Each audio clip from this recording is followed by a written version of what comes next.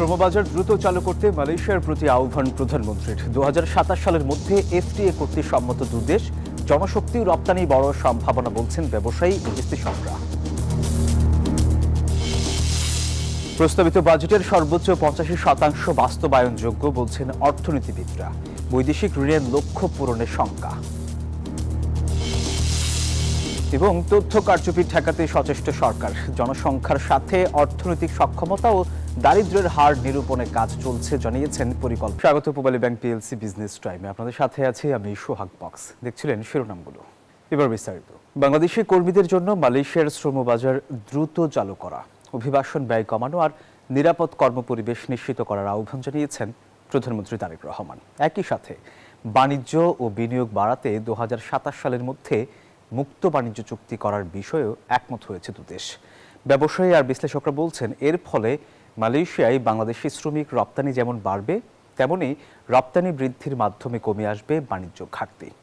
হোসেন শাহাদাতের রিপোর্ট। বাংলাদেশ থেকে জনশক্তি রপ্তানির তালিকায় চতুর্থ স্থানে আছে মালয়েশিয়া, কিন্তু দেশটির শ্রমবাজার নিয়ে বিভিন্ন সময়ে নানা টানাপোড়েনের মধ্য দিয়ে গেছে বাংলাদেশ। সিন্ডিকেট সহ বিভিন্ন কারণে এখনো বাংলাদেশের জন্য বন্ধ আছে মালয়েশিয়ার শ্রমবাজার। কাগজপত্র না থাকায় 6 লাখের বেশি শ্রমিক দেশটিতে বসবাস করছেন অবৈধভাবে। তাদের অনেকেই বন্দী আছেন জেলে। এমন বাস্তবতায় মালয়েশিয়া সফরে দেশটিতে বাংলাদেশি শ্রমিকদের সমস্যা সমাধানে জোর দিয়েছেন প্রধানমন্ত্রী তারেক রহমান। নিরাপদ কর্মপরিবেশ নিশ্চিত করা, শ্রমবাজার পুনরায় চালু করা এবং অভিবাসন ব্যয় কমিয়ে আনতে মালয়েশিয়ার প্রতি আহ্বান জানিয়েছেন প্রধানমন্ত্রী। আমরা প্রবাসীরা চাই মালয়েশিয়ার শ্রমবাজারটি যেন খুব শীঘ্রই মুক্ত করে দেয়। সিন্ডিকেট মুক্ত একটা শ্রমবাজার আমি আশা করি। সরকার প্রধানের এমন উদ্যোগ এই বাজারে বাংলাদেশের জন্য নতুন সম্ভাবনা তৈরি করেছে বলে মনে করছেন বিশ্লেষকরা। আমরা প্রত্যাশা করছি মালয়েশিয়ার শ্রমবাজার আগের মতো কোনো অনিয়ম দুর্নীতি হবে না এবং এই শ্রমবাজারে কর্মীদের স্বার্থ সংরক্ষিত হবে এবং এই সেক্টরে যারা কর্মী পাঠায় সকল বৈধ রিক্রুটমেন্ট এজেন্সি কর্মী পাঠানোর সুযোগ পাবে। যেটা নিয়ে যদি এখন আমরা কাজ করি, বিশেষ করে প্রবাসী কল্যাণ মন্ত্রণালয় তারা যদি লেগে থাকে, তাহলে সেক্ষেত্রে মালয়েশিয়া নতুন করে কিন্তু এটা শ্রমবাজারের দারুণ সুযোগ রয়েছে। শুধু শ্রমবাজারই নয়, দুই দেশের মাঝে বাণিজ্য বাড়াতে 2027 সালের মধ্যে মুক্ত বাণিজ্য চুক্তি বা এফটিএ করার বিষয়ে একমত হয়েছে বাংলাদেশ ও মালয়েশিয়া। ব্যবসায়ীরা বলছেন, বিদ্যমান শুল্ক ও অশুল্ক বাধা দূর করতে পারলে দেশটিতে বাংলাদেশের রপ্তানি অনেক বাড়বে। মালয়েশিয়ার অনেক ইন্ডাস্ট্রি যেগুলো এখন হয়তো সেখানে বন্ধ হয়ে যাচ্ছে, সেই ইন্ডাস্ট্রিগুলোকে যদি আমরা বাংলাদেশে রিলোকেট করতে পারি, তাহলে যেটা হবে যে বাংলাদেশে ইনভেস্টমেন্ট আসবে এবং তারা কিন্তু বাংলাদেশে সেই প্রোডাক্টগুলো বানিয়ে বা বাংলাদেশের বড় মার্কেটটা ধরতে পারবে এবং আবার মালয়েশিয়াতে সেগুলো রিএক্সপোর্টও করতে পারবে এবং সে কারণে এফটিএটা খুব দরকার। এই সফরে প্রযুক্তি, শিক্ষা, জ্বালানি, প্রতিরক্ষা সহ বিভিন্ন খাতে সহযোগিতা বাড়াতে সম্মত হয়েছে বাংলাদেশ ও মালয়েশিয়া। সব মিলে 9টি বিষয়ে সহযোগিতা বাড়ানোর লক্ষ্যে 33 দফা যৌথ বিবৃতি দেওয়া হয়েছে। হোসেন শাহাদাত, নিউজ 24, ঢাকা। প্রস্তাবিত বাজেটের সর্বোচ্চ 85% বাস্তবায়নযোগ্য। শঙ্কা আছে বৈদেশিক ঋণের লক্ষ্য পূরণেও। সোমবার সেন্টার ফর ডেভেলপমেন্ট স্টাডিজ আয়োজিত বাজেট সংলাপে এমন মত দেন অর্থনীতিবিদরা। তারা বলেন, আর্থিক প্রতিষ্ঠান ও রাজস্ব বোর্ডের টেকসই সংস্কার ছাড়া বাজেটের লক্ষ্য পূরণ সম্ভব নয়। এ সময় অর্থমন্ত্রী বলেন, সংকটের মাঝেও 2 বছরের মধ্যে ঘুরে দাঁড়াবে দেশের অর্থনীতি। উচ্চ মূল্যস্ফীতি, রাজস্ব ঘাটতি, দুর্বল বেসরকারি বিনিয়োগ এবং ব্যাংকিং খাতের নানামুখী চাপে দেশের অর্থনীতি। এমন বাস্তবতার মধ্যেই 9,38,000 কোটি টাকার বাজেট প্রস্তাব করেছে সরকার, যেখানে রাজস্ব আদায়ের লক্ষ্য 6,95,000 কোটি টাকা। এই তিনটি পক্ষের দেশের ইতিহাসের সবচেয়ে বড় আকারের এই বাজেট বাস্তবায়ন নিয়ে শঙ্কা প্রকাশ করেছেন অর্থনীতিবিদরা। সোমবার রাজধানীতে centre for governance studies CGS আয়োজিত বাজেট সংলাপে বক্তারা বলেন, বৈশ্বিক অস্থিরতার মধ্যে বৈদেশিক ঋণ পাওয়া কঠিন হবে।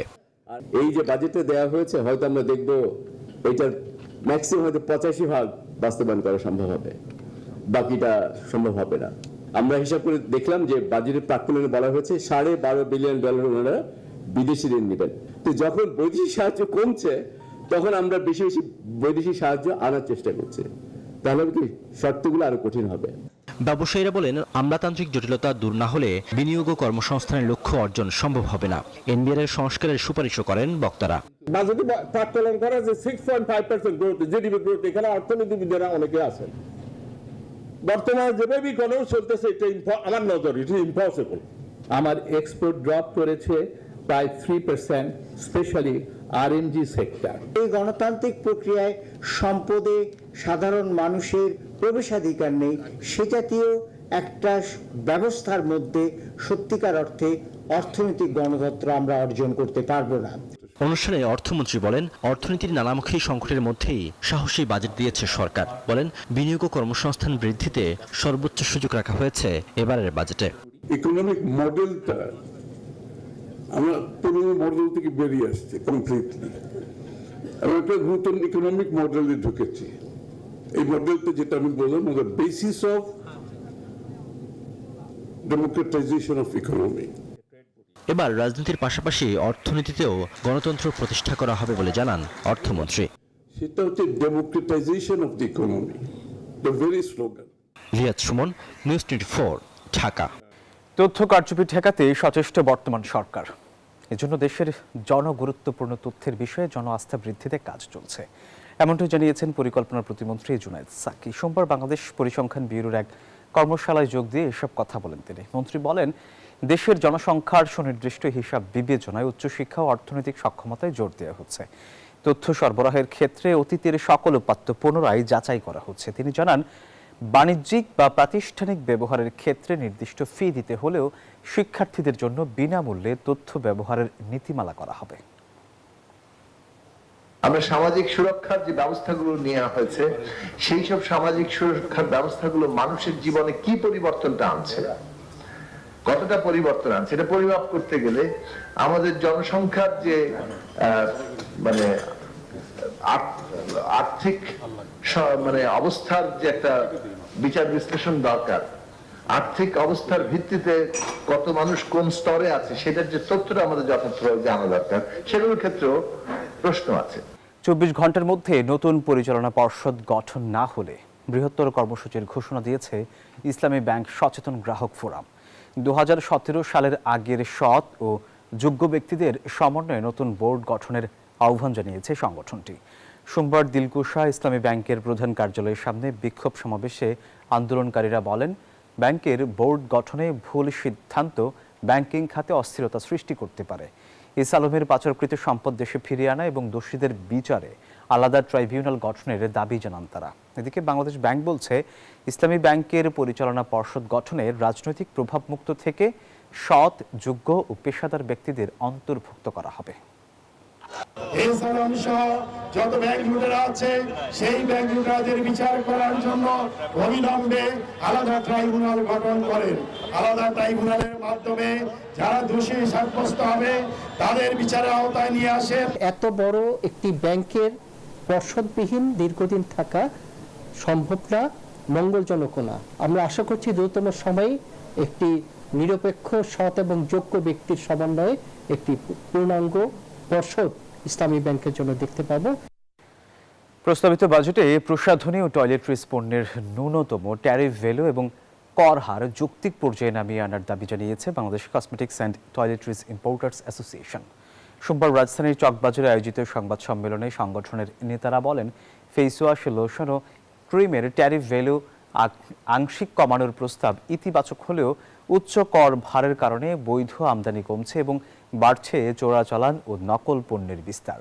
তাই আন্তর্জাতিক বাজারের সঙ্গে সামঞ্জস্য রেখে ট্যারিফ ভ্যালু এবং কর হার পুনর্নির্ধারণের দাবি জানান তারা। এতে রাজস্ব আয় বাড়বে এবং ভোক্তারা কম দামে পণ্য কিনতে পারবেন। আমরা এমন একটি কর কাঠামোর প্রস্তাব করছি যা হবে বাস্তবসম্মত, রাজস্ব বান্ধব, ব্যবসা বান্ধব এবং ভোক্তা বান্ধব।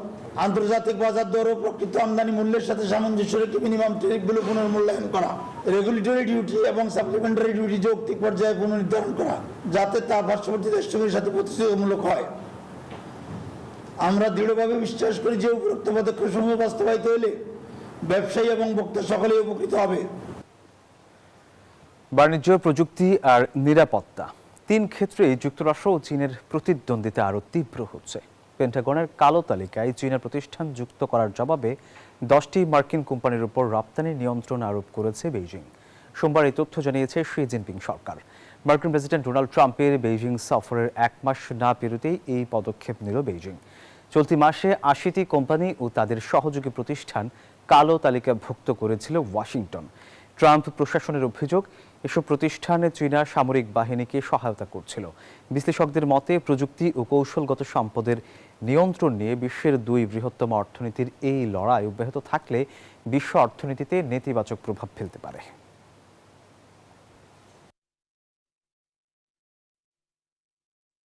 দর্শক, এই ছিল পূবালী ব্যাংক পিএলসি বিজনেস টাইমে। ধন্যবাদ সবাইকে।